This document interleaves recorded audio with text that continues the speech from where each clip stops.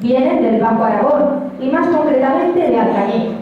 Pertenecen al minigrupo del Bajo Aragón, pero antes han sido miembros de la rondalla Alegría de Alcañiz, donde crecieron y convivieron con Miguel Isa y con José Irazo, principal referente de su jota.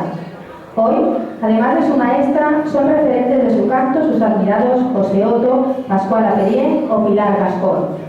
Isabel y Jorge han cosechado importantes primeros premios a dúo y en solitario, entre los que destacan los conseguidos en el certamen de jota de Huesca.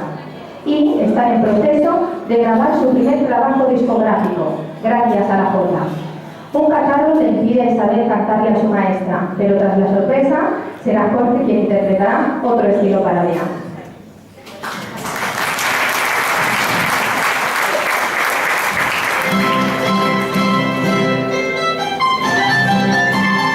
Bueno, en verdad esta jota la vais a cantar todos, así que preparaos y